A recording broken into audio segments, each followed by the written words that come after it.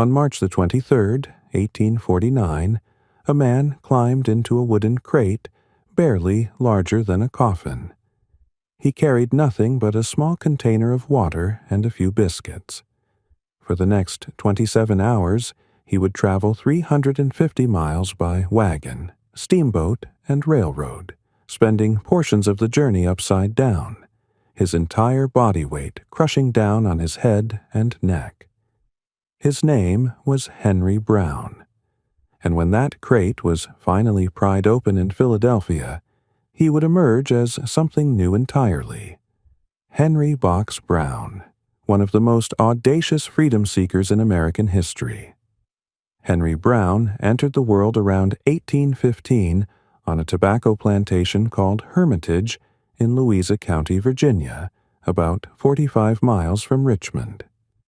Unlike many enslaved children who were separated from their families at birth, Brown spent his formative years with both parents, 3 brothers, and 4 sisters. They all belonged to John Barrett, a former mayor of Richmond who operated the Hermitage plantation. The family maintained bonds that most enslaved people could only dream of, working together in the tobacco fields, sharing meals in their quarters, and maintaining the small dignities that made their captivity bearable. Brown's mother, deeply religious, instilled Christian values in her children from their earliest years. She taught them hymns and prayers, creating a spiritual foundation that would later prove critical to her son's survival. This relatively stable childhood came to an abrupt end in June 1830, when John Barrett died. The family that had been kept together for years was suddenly divided like property in an estate sale. At just 15 years old, Henry Brown was separated from his parents and sent to Richmond to work in a tobacco factory owned by William Barrett, John's son. His brothers and sisters were scattered to various plantations across Virginia. One sister, Martha, was kept by William Barrett not as a field hand or domestic worker, but as his mistress, a reality that the family had no power to prevent or protest. The forced separation marked Brown's entry into adulthood and his first real understanding of what it meant to be enslaved. No amount of good behavior or family loyalty could protect him from the arbitrary decisions of white owners who viewed human beings as assets to be distributed according to their own convenience and profit. Richmond in the 1830s was a bustling commercial center built on the labor of enslaved people. The city's tobacco factories formed the backbone of Virginia's economy, processing millions of pounds of tobacco leaves into products shipped across America and abroad. Brown was assigned to work in William Barrett's factory, where enslaved laborers toiled 14 hours a day during summer months and 16 hours in winter. The work was physically demanding and mind-numbing. Workers stripped, sorted, and processed tobacco leaves in rooms thick with dust that coated lungs and caused chronic respiratory problems.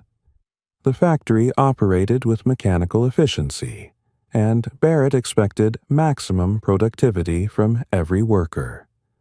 Brown quickly learned that those who worked hardest and complained least received slightly better treatment, while those who resisted or failed to meet quotas faced the whip. Despite the brutality of industrial slavery, Brown found that he possessed certain advantages. William Barrett, honoring his father's instruction to take care of Brown, generally treated him better than other enslaved workers. Brown received adequate food, decent clothing, and was spared the worst physical violence. His dexterity in handling tobacco impressed his overseers, and his reliability earned him a measure of trust within the factory system. But Brown also witnessed daily cruelties inflicted on less fortunate workers. He saw men beaten for minor infractions, women sexually exploited by white supervisors, and children sold away from parents without warning. These experiences created in Brown an acute awareness that his relative comfort existed within a system designed to dehumanize and control. The year 1831 brought additional trauma to enslaved communities across Virginia. Nat Turner's rebellion in neighboring Southampton County sent shockwaves through the white population and triggered a violent backlash against all enslaved people. Brown later recalled the panic that gripped Richmond as news of the uprising spread. Although he didn't fully understand the details at the time, restricted only to whispers and fragments of overheard conversations, he recognized the fear in his master's eyes and felt the increased surveillance and restrictions placed on every aspect of enslaved life. White Virginians responded to Turner's rebellion with new laws designed to further restrict the already limited freedoms of enslaved and free black people. Patrols increased, gatherings were forbidden, and anyone suspected of organizing or spreading rebellious ideas faced immediate and often fatal consequences. As Brown moved through his 20s, he became increasingly skilled in tobacco processing and began earning small amounts of money through what was called overwork, essentially paid overtime when he exceeded his required quotas. This arrangement, while exploitative by any reasonable standard, represented one of the few ways enslaved people in urban settings could accumulate even modest resources. Brown saved what he could, planning for a future he couldn't yet imagine but desperately wanted to believe in. Around 1836, at approximately 21 years old, Brown fell in love with a woman named Nancy, who was enslaved by a different master, a bank clerk named Hancock Lee. The courtship followed the rules of enslaved life, which meant that Brown needed permission from both his master and Nancy's to pursue marriage. Brown approached Lee first, asking for his consent to marry Nancy. Lee assured Brown that he would never sell Nancy and expressed supposed horror at the idea of separating families. He gave Brown a note to take to William Barrett, and after the two masters discussed the matter, they granted permission for the marriage. Brown and Nancy wed around 1836 and began building what passed for family life under slavery. They joined the First African Baptist Church in Richmond, where Brown sang in the choir alongside other enslaved workers who found in religion both spiritual comfort and community connection.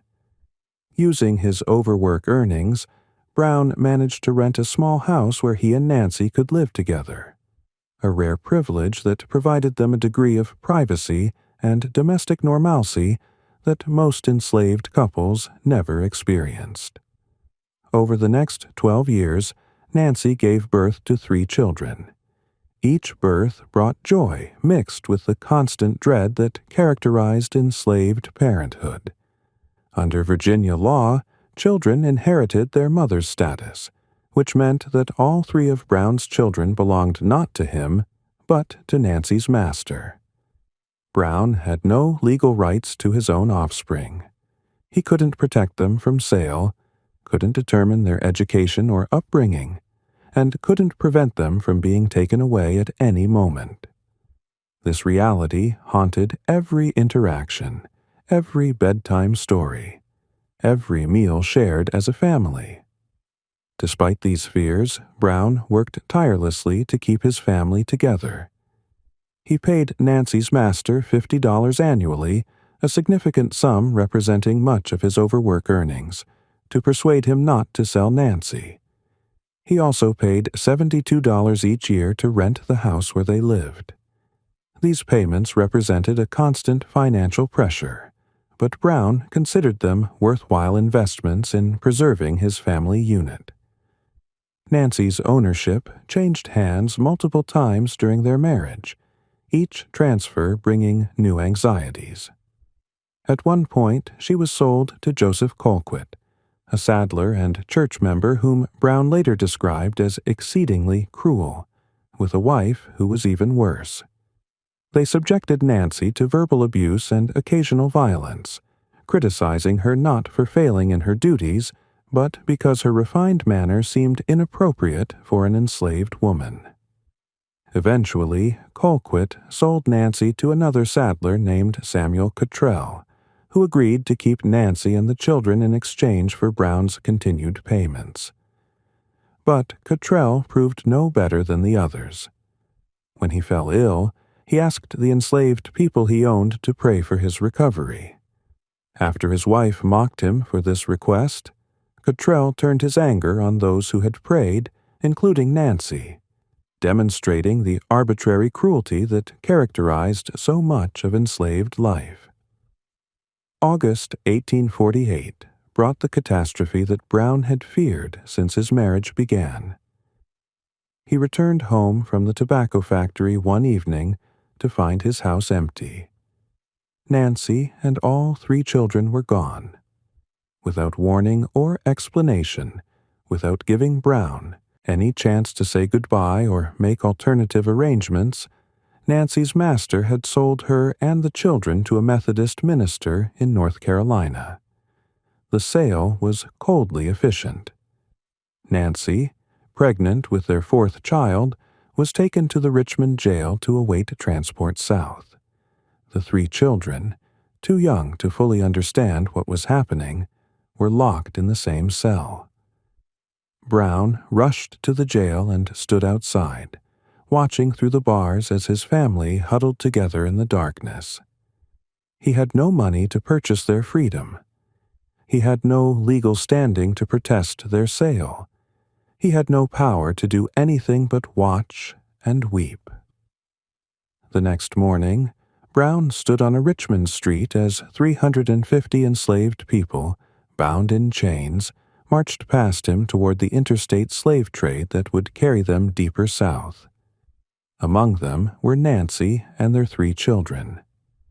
Brown later wrote that he made eye contact with Nancy but couldn't approach her.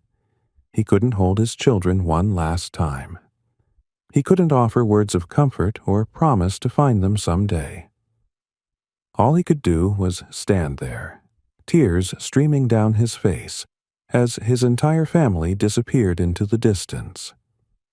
That moment broke something fundamental in Henry Brown. The loss of his wife and children revealed with brutal clarity the essential impossibility of building any kind of life under slavery. He had followed every rule, worked harder than required, paid every fee demanded of him, and behaved with exemplary obedience. None of it mattered. None of it had protected his family. None of it had prevented this moment. In the months following his family's sale, Brown fell into profound grief. He continued working at the tobacco factory because he had no choice, but his mind was elsewhere. He later wrote that he began to earnestly long for freedom, recognizing that his enslaved existence could offer him nothing but continued pain and loss. He attended church services at First African Baptist, where the choir that he once enjoyed now seemed hollow and meaningless. He prayed for guidance, for strength, for some way forward that he couldn't yet see. Then, sometime in early 1849, during one of these prayer sessions while he was at work, Brown experienced what he described as a divine revelation. The idea came to him suddenly, like a flash of light cutting through darkness. He would escape slavery by shipping himself north in a box. The plan seemed absurd on its face. The journey from Richmond to Philadelphia covered more than 300 miles and required multiple transfers between different modes of transportation. A wooden crate would provide no comfort, minimal air, no food, and no way to adjust position or address any problems that arose during transit. Brown could die from suffocation, could be discovered and returned to slavery, or could suffer injuries during the rough handling that freight typically received. But Brown's desperation outweighed his fear. He had nothing left to lose in Virginia. His family was gone. His years of obedient labor had purchased him nothing but heartbreak. If the attempt to escape killed him, at least he would die trying to be free rather than continuing to exist in bondage. Brown shared his idea with James Caesar Anthony Smith, a free black dentist and merchant who sang alongside Brown in the church choir. Smith understood immediately both the audacity and the potential of the plan. As a free man, Smith could move through Richmond with relative freedom and could make connections that Brown, as an enslaved person, could not. Smith, in turn, contacted Samuel Alexander Smith, a white shoemaker and occasional gambler who owned enslaved workers himself, but who agreed to help Brown escape in exchange for payment. The two Smiths, unrelated despite sharing a surname, would collaborate to make Brown's escape possible. Samuel Smith traveled to Philadelphia to meet with leaders of the Pennsylvania Anti-Slavery Society, including James Miller McKim, William Still, and Cyrus Burley. These abolitionists operated what was effectively a receiving station for freedom seekers arriving via various underground railroad routes. Samuel Smith explained the plan and asked for their assistance. The abolitionists agreed, though they must have had serious doubts about whether anyone could survive such a journey. They advised Smith to address the box to the office of Passmore Williamson, a Quaker merchant active in the Vigilance Committee. After returning to Richmond, Smith corresponded with the Philadelphia abolitionists to finalize the details. Meanwhile, Brown prepared himself mentally and physically for what lay ahead. He saved money from his overwork earnings to pay Samuel Smith the agreed sum of $86, more than half of his total savings of $166. He arranged to have a carpenter build a box according to specific dimensions, 3 feet long, 2.5 feet deep, and 2 feet wide. The box would be lined with baize, a coarse woolen cloth that might provide minimal padding. 3 small holes would be drilled to allow air circulation.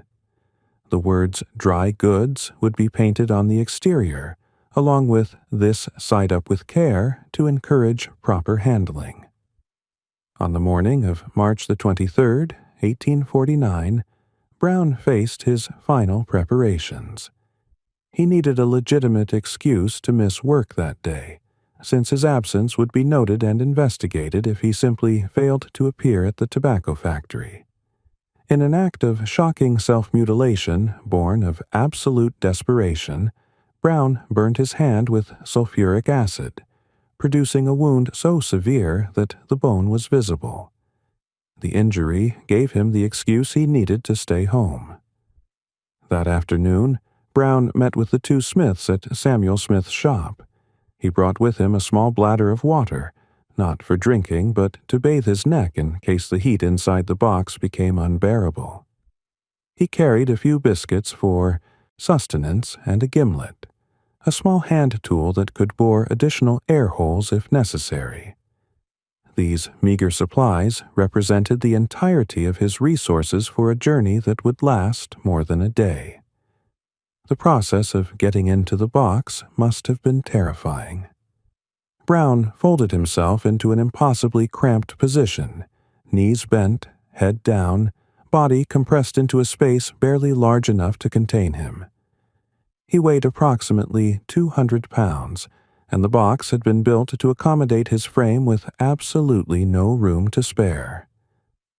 Once he was inside, Samuel Smith and James Smith nailed the lid shut and tied straps around the entire package to reinforce it. Brown was now committed. There was no way to change his mind, no way to call for help if something went wrong, no way to know if he would arrive at his destination alive or dead.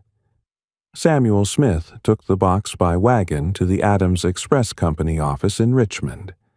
Founded in 1840, Adams Express had built a reputation for reliability and confidentiality. The company marketed itself as never looking inside the boxes it carried, a policy that made it attractive to abolitionists attempting to transport freedom seekers.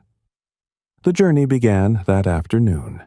The box was loaded onto a wagon and transported to the Richmond, Fredericksburg, and Potomac Railroad Depot.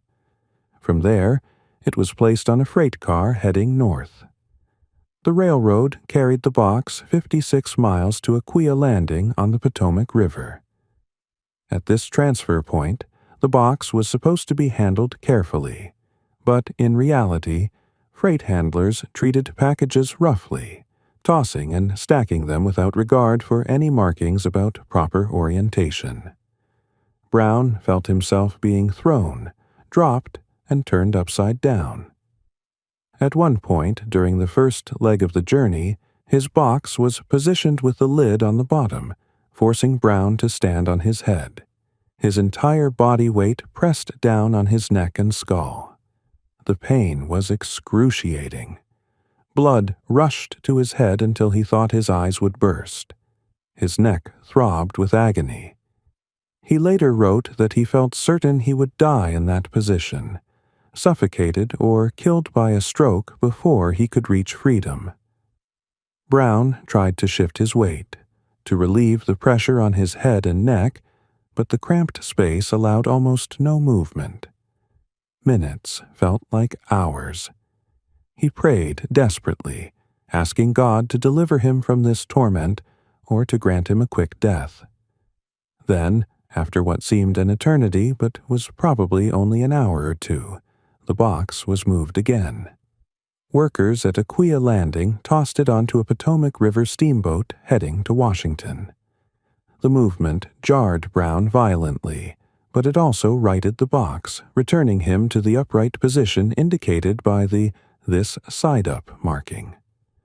The relief was overwhelming. Blood drained from his head. The crushing pressure on his neck eased. For a moment, Brown simply breathed, grateful to be right side up again, even as he remained trapped in his wooden prison. The steamboat carried the box 40 miles upriver to Washington. The journey on water was relatively smooth compared to the railroad, but Brown had no way to know how much time had passed or how far he had traveled. The tiny air holes in the box allowed him to breathe, but provided no view of the outside world. He existed in near total darkness, surrounded by the smell of baize and his own sweat, listening to muffled sounds of other freight being moved around him. At Washington, the box was transferred again, this time to the Baltimore and Washington Railroad. Workers loaded it onto another freight car without any apparent awareness that it contained a human being. The train departed Washington and rolled through Baltimore, covering another 90 miles toward Philadelphia. Throughout this portion of the journey, Brown endured additional rough handling. The box was stacked, moved, and repositioned multiple times. At one point it was again turned upside down, subjecting Brown to another period of excruciating pressure on his head and neck. 27 hours after his journey began, the box arrived at the office of the Pennsylvania Anti-Slavery Society in Philadelphia on the morning of March the 24th. William Still, James McKim, and other abolitionists had been waiting anxiously, uncertain whether Brown had survived the journey. They approached the box carefully and rapped on the wood. A voice from inside responded, "All right." Those two words, spoken through the box's thin walls, told them everything they needed to know. Working quickly, the abolitionists pried open the lid with tools. As the nails gave way and the top of the box came free, Henry Brown emerged from his wooden tomb. He stood slowly, his body cramped and aching from 27 hours of confinement. Then, according to multiple accounts, he began to sing. The hymn he chose was Psalm 40, which he had written new words for during his imprisonment. "I waited patiently for the Lord. "And he heard my prayer," Brown sang, his voice growing stronger with each line. The abolitionists watching this moment were deeply moved. Here was a man who had just endured one of the most harrowing escapes from slavery they had ever witnessed, and his first act upon emerging was to sing praise and thanksgiving. Brown's resurrection from the box, as witnesses called it, seemed to embody both the horrors of slavery and the indomitable spirit that drove people to risk everything for freedom. The scene was quickly memorialized in prints and illustrations. Samuel Worcester Rouse, an artist known for his portraits of literary figures, created a lithograph titled "The Resurrection of Henry Box Brown at Philadelphia." Published in 1850, the image showed Brown emerging from the box while abolitionists looked on in wonder. The print was sold to raise funds for Brown's subsequent anti-slavery work, and became one of the most widely circulated images of the Underground, Railroad era. After a brief recovery period in Philadelphia, Brown traveled to Massachusetts, where the abolitionist movement was strongest and most organized. In May 1849, he attended the New England Anti-Slavery Convention in Boston, where he was introduced to the crowd. Someone jokingly called him Boxer, a nickname that quickly evolved into Box. From that moment forward, Henry Brown became Henry Box Brown, his method of escape forever part of his identity. At the convention, Brown sang the hymn he had composed, sharing the details of his journey and captivating audiences who had never heard of anything quite like his escape. He also performed a song about his escape set to the melody of a popular Stephen Foster tune. Brown had a powerful singing voice developed through years in the church choir, and he used it effectively to tell his story and move audiences.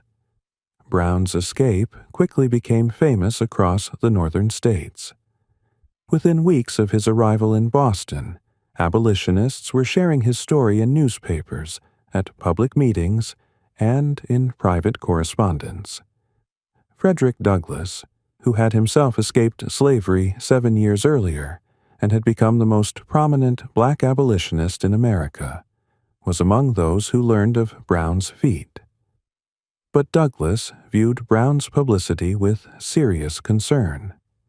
Unlike Brown, Douglass had deliberately kept the details of his own escape secret, refusing to reveal how he had fled Maryland for fear that publicizing his method would prevent other enslaved people from using the same route. Douglass believed Brown should have done the same, keeping his box escape confidential so that others might benefit from the technique. History proved Douglass at least partially correct. In May 1849, just 2 months after Brown's escape, Samuel Smith attempted to help 2 more enslaved men escape using the same box method. But authorities in Richmond, now alert to this possibility, intercepted the boxes before they could leave Virginia. The 2 would-be escapees were captured and returned to slavery. Smith himself was arrested, tried, and convicted of slave stealing. He was sentenced to 6.5 years in the state penitentiary, where he survived several assassination attempts by prisoners loyal to the slave system.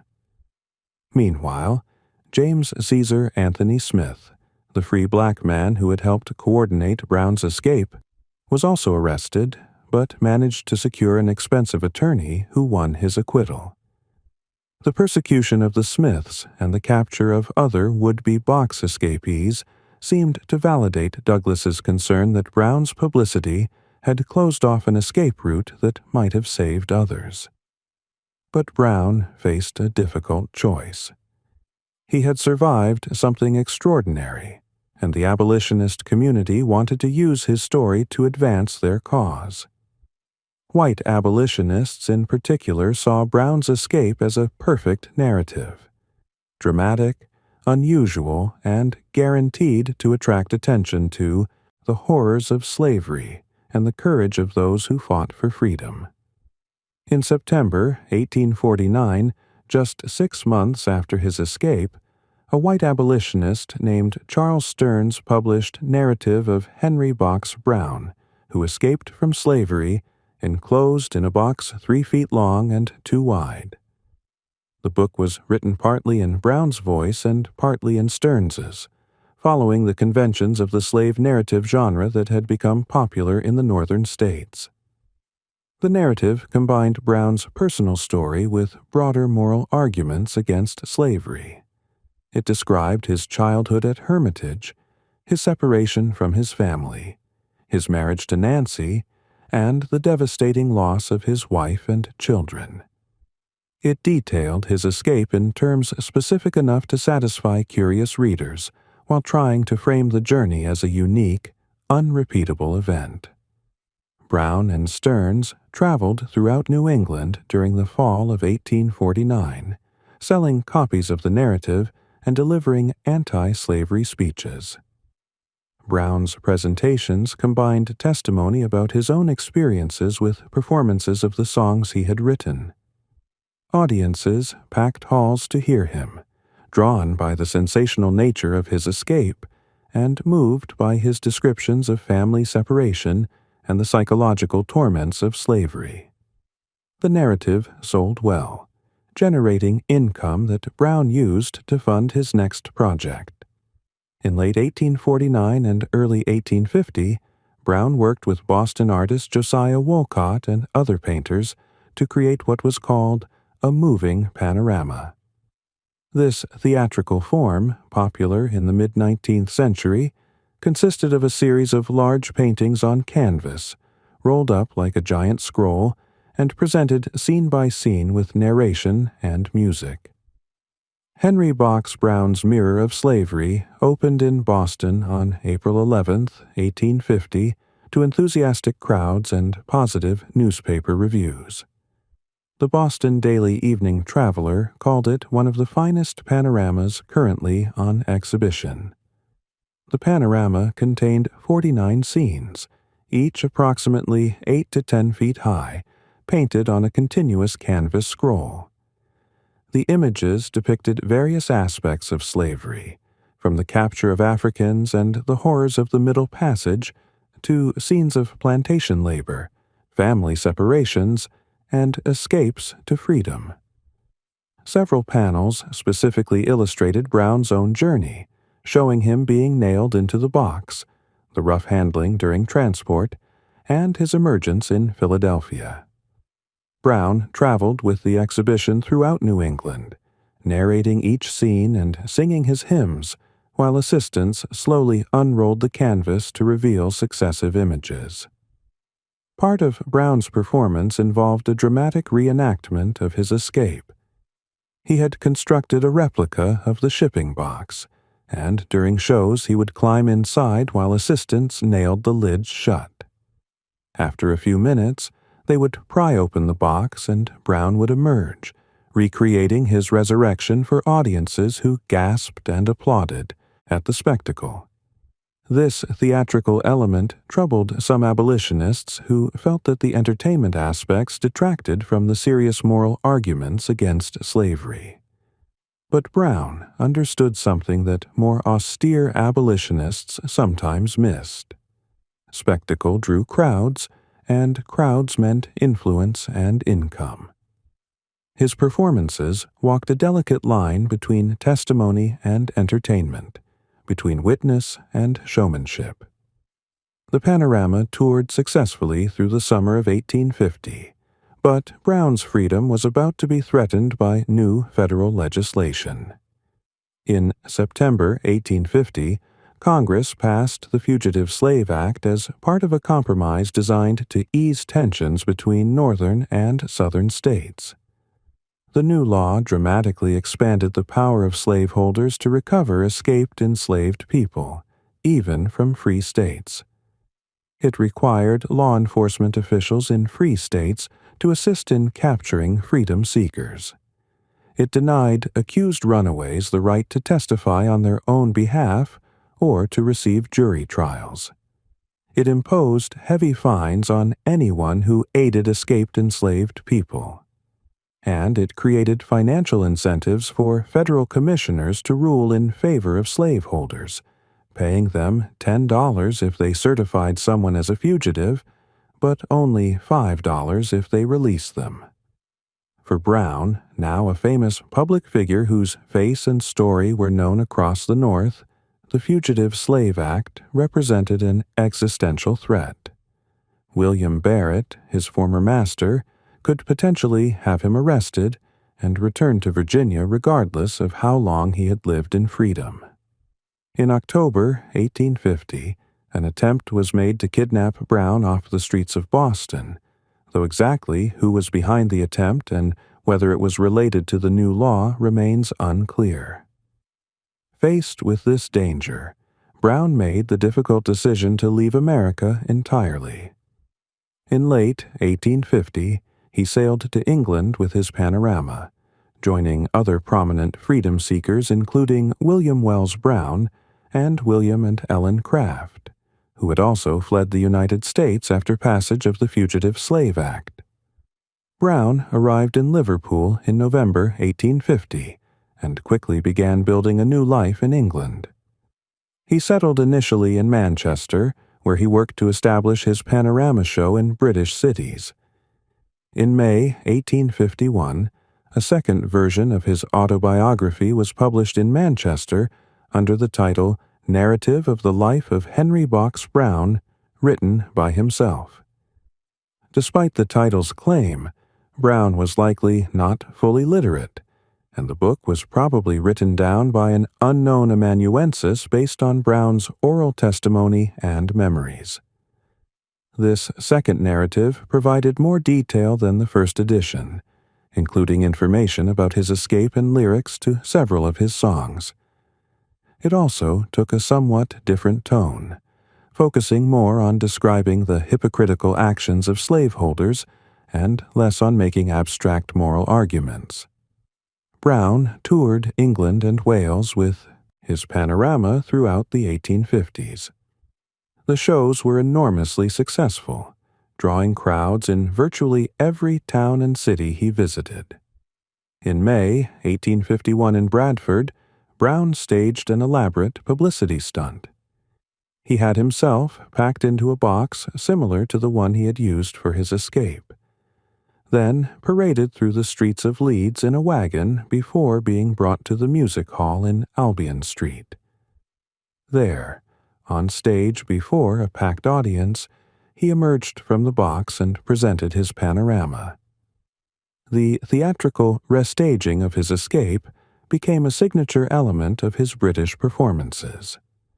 In January 1855, Brown performed throughout the Welsh mining valleys. A newspaper review from the Cardiff and Merthyr Guardian described him as a gentleman of color and escaped slave, whose panorama of African and American slavery included views of African interiors and illustrations of native customs alongside scenes of American plantation life. As the years passed, Brown's performances evolved and expanded beyond pure abolitionist testimony. He began incorporating entertainment elements that had little to do with slavery itself. He developed a character he called the African Prince, performing in elaborate costumes with fine clothes and jewelry. He began doing hypnosis demonstrations, working as what was then called a mesmerist. He learned magic tricks and conjuring acts, possibly drawing on techniques he had learned during his enslaved years or from other performers he met in Britain. Some scholars believe Brown may have learned elements of African magical traditions that had survived among enslaved communities, blending them with European stage magic to create his unique performances. These shows combined his slavery panorama with entertainment spectacles, making him what we might today call a multimedia performance artist. Not everyone approved of Brown's theatrical direction. Frederick Douglass publicly criticized Brown's performances as undignified and inappropriate for a man whose story should be teaching moral lessons about slavery.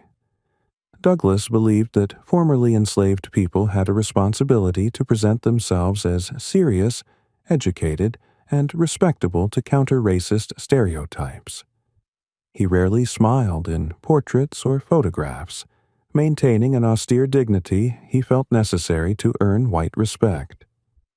Brown's willingness to entertain, to perform magic tricks, and to climb in and out of his box repeatedly struck Douglas as pandering to audience expectations and reducing the gravity of slavery to spectacle. The two men, who had met briefly in Boston in 1849, represented different approaches to abolitionism and different ideas about how formerly enslaved people should present themselves to white audiences. Brown also faced criticism regarding his family situation. Sometime around 1859, Brown married an Englishwoman named Jane Floyd. Together, they had children, including a daughter named Annie, who would later perform with Brown in his shows. The fact that Brown remarried while his first wife Nancy presumably remained enslaved in North Carolina troubled many abolitionists. They questioned why Brown didn't use the substantial income from his performances to purchase Nancy and their children's freedom. The issue became more pointed when it was revealed that Nancy's owner had actually contacted Brown in 1849, offering to sell the family to him. Brown declined the offer, a decision that caused embarrassment within the abolitionist community. Some tried to keep this information private, recognizing that it complicated the narrative of Brown as a suffering hero separated from his family by slavery's cruelty. Brown's motivations for declining to purchase his family remain unclear. Perhaps he believed that paying for their freedom would validate the system of slavery by acknowledging that human beings could be bought and sold. Perhaps he lacked the funds at the time and later felt he had moved on with his life. Perhaps the wounds from their sale remained too painful to reopen. Or perhaps, having built a new life in England with a new family, he simply chose his present over his past. Whatever the reasons, Brown's decision not to attempt to reunite with Nancy and his children has complicated his legacy. It reveals him as a complex, flawed human being rather than a simple hero. Someone who made choices that prioritized his own survival and happiness over the expectations others had for him. During the American Civil War, Brown largely abandoned explicit abolitionist messaging and focused on entertainment.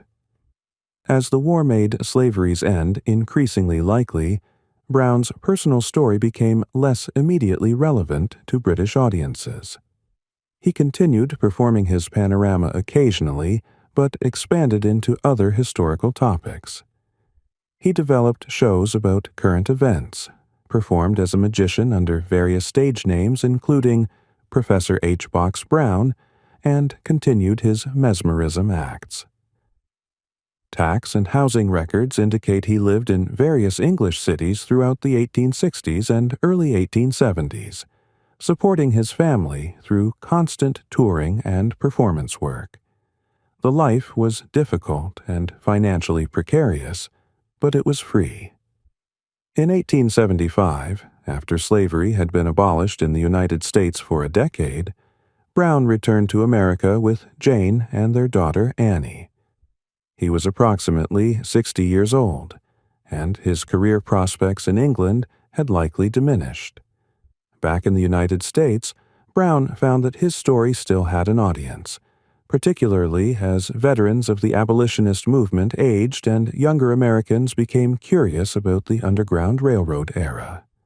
Brown performed as a magician and showman, incorporating his escape box into magic acts that blended historical testimony with entertainment. He billed himself as Professor H. Box Brown and traveled throughout the northern states and into Canada. Newspaper advertisements from the 1880s show Brown performing in Michigan, Ontario, and other locations, often accompanied by his family.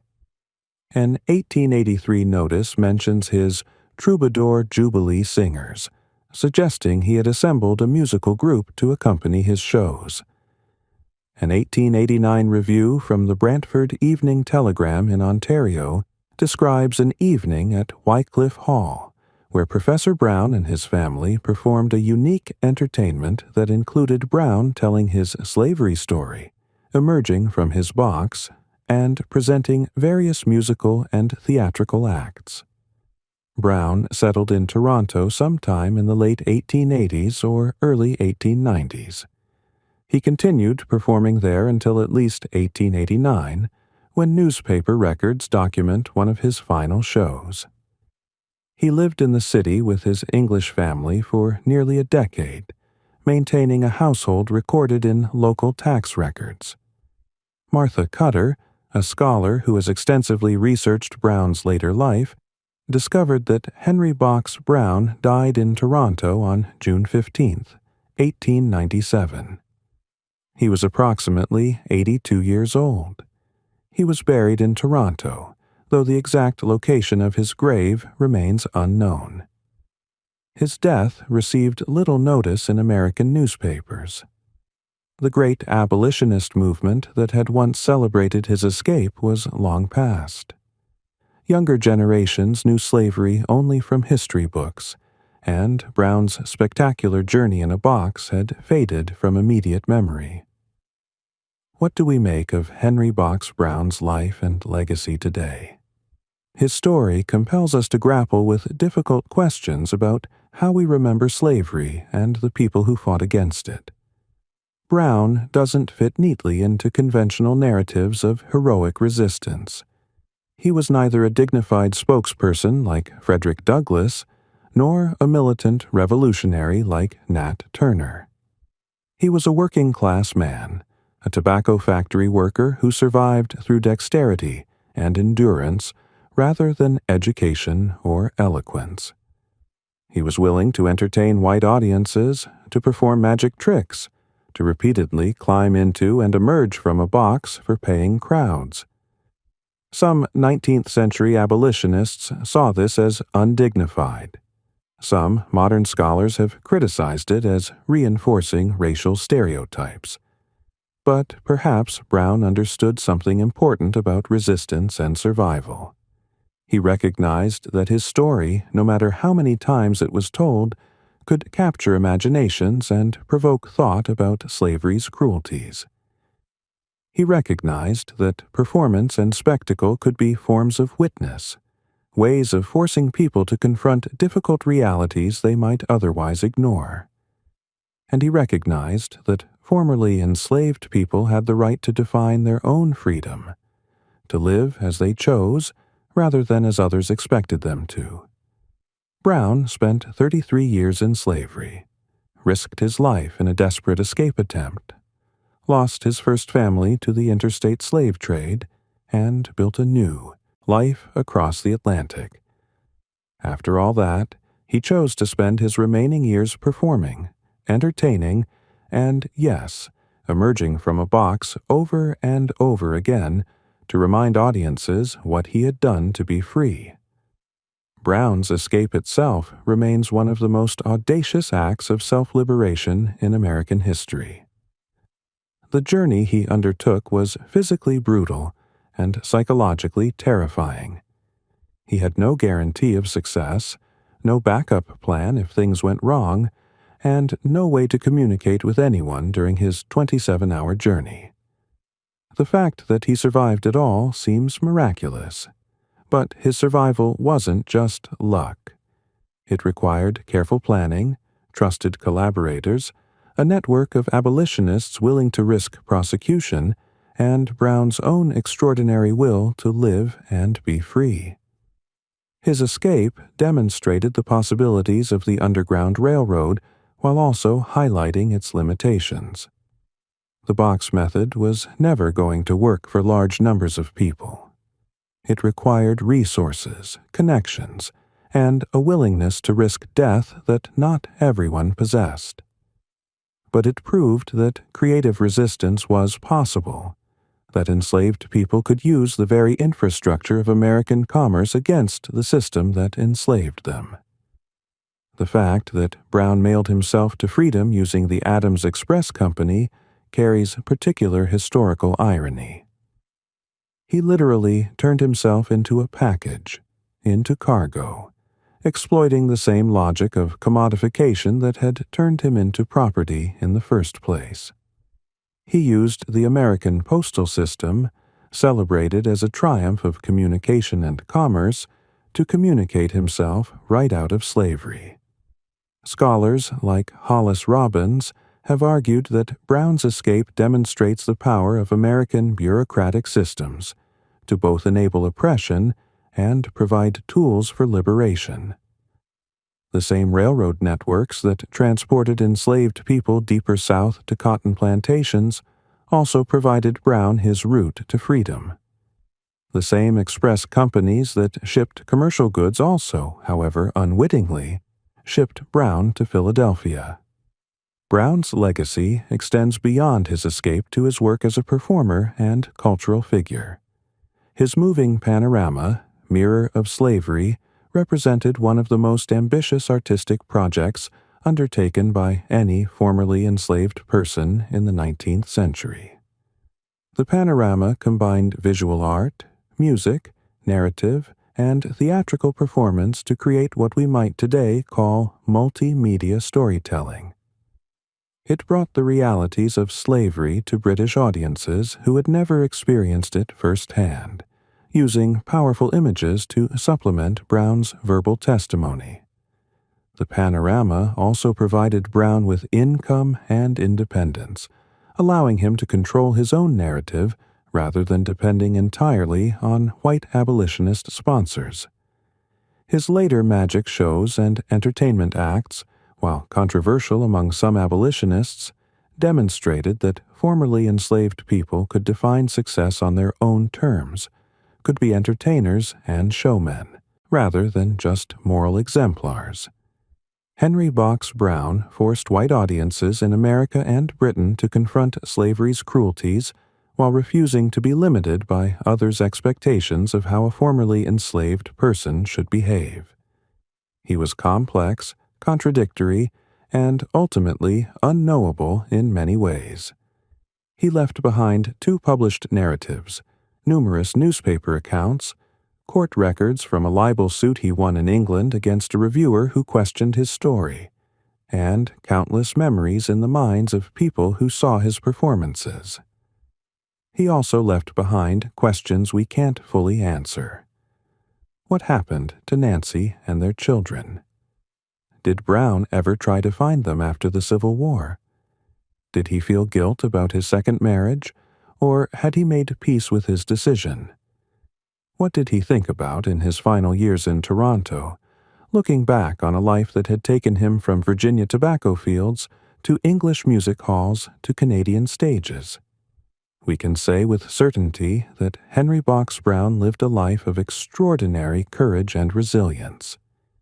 He survived the trauma of family separation, a hallmark of slavery's psychological brutality. He conceived and executed one of the most daring escapes in American history. He spent decades as a public figure, telling his story to thousands of people across 2 continents.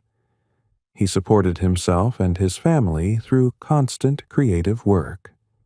And he did all of this while navigating the complex politics of the abolitionist movement, the expectations of white audiences, and his own needs for survival and dignity.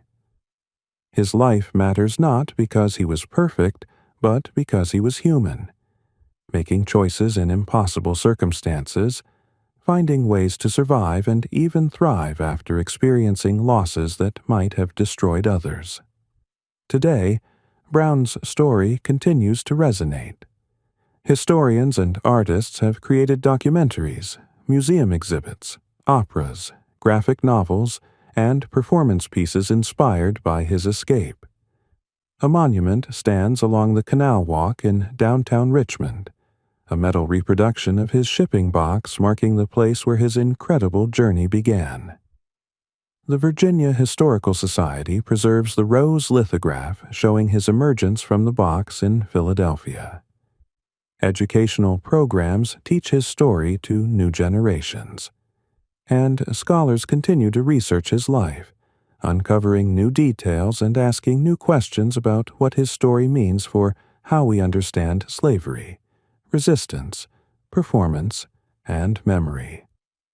Henry Box Brown mailed himself to freedom 176 years ago, and in doing so, he mailed his story forward to us, a message about the desperate measures people will take to be free, and the creative ways they will tell that story once freedom is won.